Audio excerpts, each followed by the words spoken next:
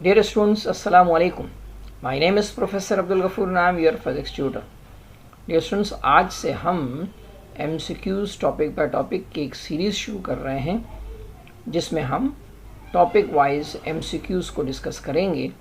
तो उस सिलसिले की आज पहली वीडियो है जिसमें हम हीट और टेम्परेचर के MCQ डिस्कस करेंगे। तो आइए स्टूडेंट स्टार्ट करते हैं हम MCQs हीट एंड टेम्परेचर के। पहला MCQ, in Celsius scale 1 degree centigrade in magnitude is equal to. Options दिए आपको, सारे के सारे देखें आप, ऑप्शंस जो यहाँ दिए हुए हैं वो फ़ारेनहाइट में हैं। इसका मतलब है कि मुझे यहाँ 1 डिग्री सेंटीग्रेड को फ़ारेनहाइट में कन्वर्ट नहीं करना, बल्कि ये बताना है कि 1 डिग्री सेंटीग्रेड का जो मैग्नीट्यूड है वो फ़ारेनहाइट में कितने मैग्नीट्यूड के इक्वल होगा। उसके लिए हमें दोनों स्केल को यहाँ कंपेयर करना होगा। सेल्सियस स्केल में फ्रीजिंग पॉइंट और बॉइलिंग पॉइंट के दरमियान जो डिवीजन्स होते हैं वो 100 डिवीजन्स हैं, जबकि फ़ारेनहाइट स्केल में फ्रीजिंग और बॉइलिंग पॉइंट के बीच में जो डिवीजन्स होते हैं वो 180 डिवीजन्स होते हैं। यानी मुझे अगर पता है कि दोनों स्केल का कंपैरिजन कुछ यूँ है कि 100 डिवीजन सेंटीग्रेड स्केल के, फ़ारेनहाइट में 180 डिवीजन्स होते हैं। अगर मैं एक डिवीजन फाइंड करना चाहता हूं तो मैंने दोनों को 100 से डिवाइड कर दिया, तो 1 degree in Celsius scale must be equal to 1.8 degree in Fahrenheit scale. तो करेक्ट आंसर हमें मिल गया 1.8 degree Fahrenheit. MCQ number 2, Fahrenheit and Celsius scale of temperature coincide at. यानी वो कौन सा टेम्परेचर है दोनों जिस पे बराबर हो जाते हैं। तो अगेन अगर हम स्केल देखें, वैसे तो ये फार्मूले से भी सॉल्व हो जाएगा, हमारी टेक्स्ट बुक में न्यूमेरिकल भी गिवन है जिसको आप मैथमेटिकली सॉल्व भी कर सकते हैं। और अगर हम कंपैरिजन ऑफ स्केल से करें तो उससे भी हम कैलकुलेट कर सकते हैं। 0 डिग्री सेंटीग्रेड 32 डिग्री फ़ारेनहाइट के इक्वल होता है, लेकिन अगर मैं सेंटीग्रेड को 10 डिवीजन नीचे ले जाऊं तो -10 डिग्री सेंटीग्रेड होगा, और फ़ारेनहाइट में 18 डिवीजन नीचे जाएंगे तो वो 14 डिग्री फ़ारेनहाइट होगा। सिमिलरली अगर अगेन मैं 10 डिवीजन नीचे जाऊंगा सेंटीग्रेड में तो मुझे फ़ारेनहाइट में 18 डिवीजन नीचे जाना पड़ेगा। तो सेंटीग्रेड हो गया -20 और फ़ारेनहाइट हो गया -4। अगेन अगर मैं सेंटीग्रेड में 10 डिवीजन नीचे जाऊंगा तो ये -30 हो जाएगा, और यहाँ मुझे अगेन 18 डिवीजन नीचे जाना होगा, क्योंकि 10 डिग्री का जो चेंज है सेंटीग्रेड का वो 18 डिवीजन फ़ारेनहाइट के चेंज के बराबर होता है। इसीलिए हम 10 का डिक्रीज़ कर रहे हैं सेंटीग्रेड स्केल में, तो 18 का डिक्रीज़ होगा फ़ारेनहाइट स्केल में। तो फाइनली अगेन अगर मैं 10 डिवीजन सेंटीग्रेड में डिक्रीज़ करता हूँ तो ये -40 हो जाएगा, और यहाँ मैं 18 डिक्रीज़ करूँगा तो ये -40 हो जाएगा। यानी -40 वो टेम्परेचर है जिस पर दोनों स्केल आपस में कोइंसाइड होते हैं। ये था कंपैरिजन मेथड। आप चाहें तो फार्मूले से भी इसको सॉल्व करके कर सकते हैं। MCQ नंबर 3, और MCQ नंबर 3 में कहा गया the volume of ideal gas at constant pressure become 0 at. वो कौन सा टेम्परेचर है जिस पर आइडियल गैस का वॉल्यूम 0 हो जाता है। उसके लिए हमें graph between volume and temperature यहाँ बनाना होगा। तो अब इस ग्राफ में देखें कि जैसे जैसे टेम्परेचर डिक्रीज़ होता जा रहा है वॉल्यूम भी डिक्रीज़ हो रहा है, और एक वक्त ऐसा आएगा कि आइडियल गैस का वॉल्यूम यहाँ 0 हो गया, उस टेम्परेचर की वैल्यू होती है -273 डिग्री सेंटीग्रेड। तो करेक्ट आंसर हमें मिल गया, आइडियल गैस का टेम्परेचर -273 डिग्री सेंटीग्रेड पर 0 हो जाता है। MCQ number 4, 2 ends A and B of a rod at temperature -10 degree centigrade and -30 degree centigrade, the heat will flow from. अब हमें ये देखना होगा कि हीट का फ्लो नेचर में कहाँ होता है। तो नेचर में हीट का फ्लो हमेशा हॉट से कोल्ड की तरफ होता है। तो अगर आप इन दोनों टेम्परेचर को कंपेयर करें तो -30 कोल्डर देन -10। इसका मतलब है कि -10 डिग्री सेंटीग्रेड से हीट का फ्लो -30 की तरफ होगा, क्योंकि -30 -10 से कोल्डर है। तो करेक्ट आंसर हो गया -10 degree centigrade to -30 degree centigrade. MCQ number 5, 273 kelvin is equal to. आपको सारे ऑप्शन फ़ारेनहाइट में दिए हुए हैं, तो अगर हम कंपेयर करें कि ये जो 273 केल्विन है ये actually freezing point of water है, जो सेल्सियस स्केल में 0 होता है और फ़ारेनहाइट स्केल में 32 डिग्री फ़ारेनहाइट होता है। इसका मतलब है कि करेक्ट आंसर 32 डिग्री फ़ारेनहाइट है। ये बिल्कुल MCQ नंबर 4 की तरह है कि दो एंड्स हैं, एक -10 और एक -40 डिग्री सेंटीग्रेड पर है। तो again -40 is colder than the -10 degree centigrade, तो हीट का फ्लो होगा -10 से -40 की तरफ। MCQ number 7, absolute zero correspond to this temperature on Fahrenheit scale. Absolute zero असल में वो टेम्परेचर होता है जिसको हम 0 केल्विन कहते हैं और जिसकी वैल्यू सेल्सियस में -273 डिग्री सेंटीग्रेड होती है, जबकि फ़ारेनहाइट स्केल में यही वैल्यू -459.67 या राउंड करके इसको हम 460 भी कह सकते हैं। तो एब्सोल्यूट ज़ीरो जो होता है वो फ़ारेनहाइट स्केल में -460 अप्रॉक्सीमेटली होता है। तो करेक्ट आंसर हो गया -460। MCQ number 8, the absolute temperature corresponds to 215 degree Fahrenheit is. याद रहे कि 215 degree Fahrenheit actually boiling point of water होता है। तो boiling point of water Fahrenheit scale में 212 है, सेल्सियस में 100 है और केल्विन में यही वैल्यू 373 केल्विन होता है। MCQ number 9, in Celsius scale 1 degree centigrade in magnitude is equal to. ये MCQ हम सबसे पहला कर चुके थे, लेकिन वहाँ सारे ऑप्शन फ़ारेनहाइट में दिए हुए थे, यहाँ केल्विन में दिए हैं। तो हमें पता है कि सेल्सियस और केल्विन का चेंज सेम होता है। तो 1 डिग्री का मैग्नीट्यूड सेल्सियस में वही होता है जो 1 डिग्री केल्विन का होता है, क्योंकि सेल्सियस के भी डिवीज़न 100 होते हैं और केल्विन में भी डिवीज़न 100 है, तो दोनों का एक डिवीज़न सेम ही होता है। Now MCQ number 10, heat energy can not be measured in. Heat का जो यूनिट है SI वाला वो जूल है, जबकि BTU भी हीट मेजरमेंट के लिए इस्तेमाल होता है और कैलोरी भी वो यूनिट है जो हीट के लिए यूज़ होता है, जबकि केल्विन टेम्परेचर का यूनिट है, हीट का नहीं है। तो heat can not be measured by Kelvin. MCQ number 11, in CGS system 1 calorie of heat is equal to.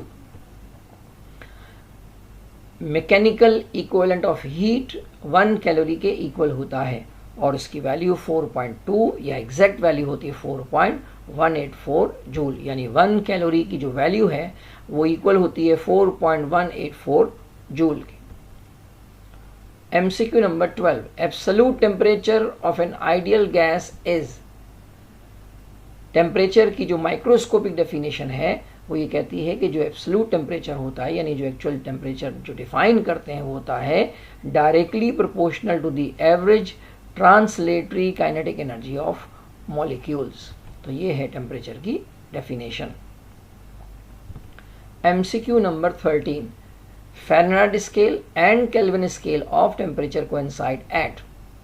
इससे पहले हमें फ़ारेनहाइट और सेल्सियस के कोइंसाइड का टेम्परेचर पूछा था, इस मरतबा फ़ारेनहाइट और केल्विन का टेम्परेचर पूछा है कि किस जगह पर ये दोनों आपस में इक्वल हो जाएंगे। तो मेरे पास फार्मूला है C/5 is equal to F minus 32/9 का, जिसमें F की वैल्यू तो K के इक्वल है जैसा कि क्वेश्चन में दिया हुआ है, और C को मैं कन्वर्ट कर दूंगा K में, तो C is equal to K minus 273। तो मैंने C की जगह रिप्लेस कर दिया K माइनस 273 और F को according to MCQ K replace कर दिया। क्रॉस मल्टीप्लाई किया तो 9 को इस ब्रैकेट से मल्टीप्लाई कर दिया और 5 को K माइनस 32 से मल्टीप्लाई कर दिया।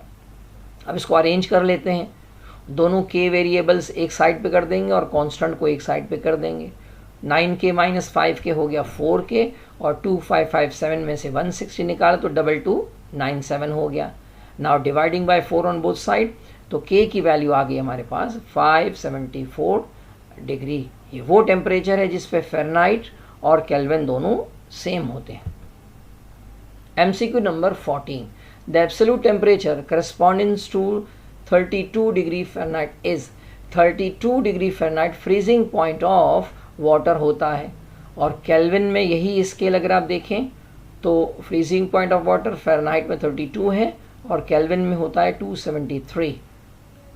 तो आंसर हो गया हमारा ए 273 केल्विन।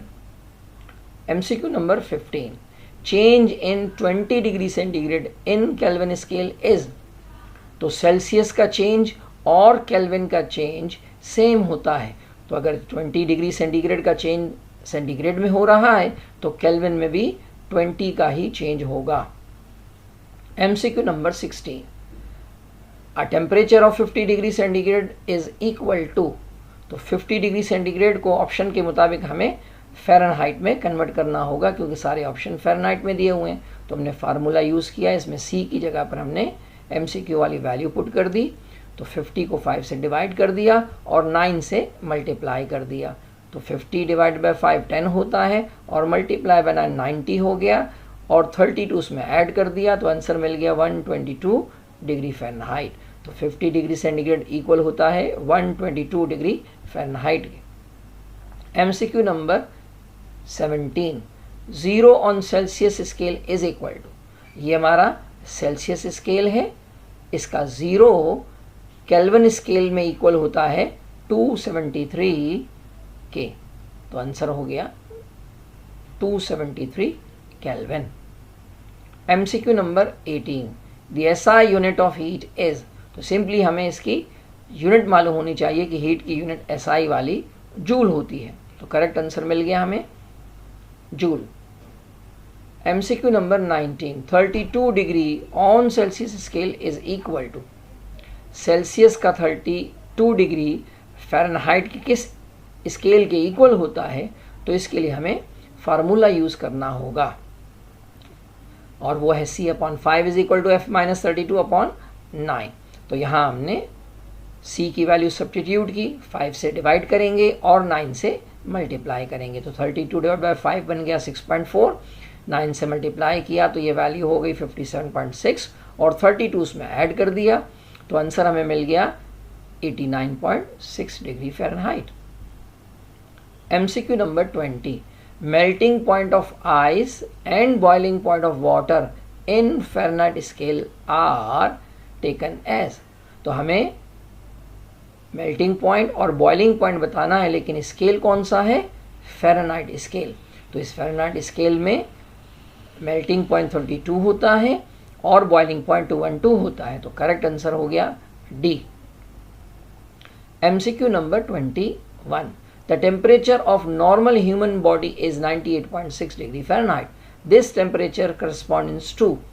यानी ये टेम्परेचर किसके इक्वल है, तो हमें ऑप्शन देखने पड़ेंगे। ऑप्शन के चूँकि सारे वैल्यूज़ जो है वो सेंटीग्रेड में हैं, तो हमें इस फ़ारेनहाइट को सेंटीग्रेड में कन्वर्ट करना होगा। उसके लिए हमारे पास ये फार्मूला मौजूद है। तो अगेन हमने F की जगह पर वैल्यू रखी 98.6, उसमें से 32 माइनस किया और 5 से मल्टीप्लाई करके 9 से डिवाइड किया, तो आंसर आया 37 डिग्री सेंटीग्रेड। तो ये जो 37 सेल्सियस है ये हमारे ह्यूमन बॉडी का नॉर्मल टेम्परेचर है सेल्सियस स्केल में। MCQ number 22, the quantitative determination of the degree of hotness में बी डिफाइंड एज। तो ये है हमारी डेफिनेशन टेम्परेचर की माइक्रोस्कोपिक। तो करेक्ट आंसर हो गया ए टेम्परेचर।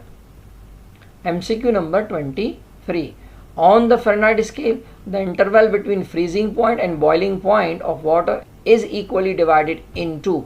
तो अगेन हमें उस स्केल को देखना होगा जिसे हम फ़ारेनहाइट और सेल्सियस स्केल कहते हैं। तो आप देखें कि सेल्सियस स्केल में फ्रीजिंग और बॉइलिंग पॉइंट के दरमियान 100 डिवीजन्स होते हैं, जबकि फ़ारेनहाइट स्केल में यही डिवीज़न 180 होते हैं। तो करेक्ट आंसर हो गया 180 degrees. MCQ number 24, the absolute temperature correspondings to 100 degree centigrade. 100 degree centigrade Kelvin में किसके इक्वल होता है, तो या तो आप इसके ऊपर फार्मूला अप्लाई कर दीजिए या डायरेक्टली आप इस स्केल को कंपेयर करके भी देख सकते हैं कि 100 degree boiling point of water होता है सेल्सियस में और केल्विन में यही 373 होता है।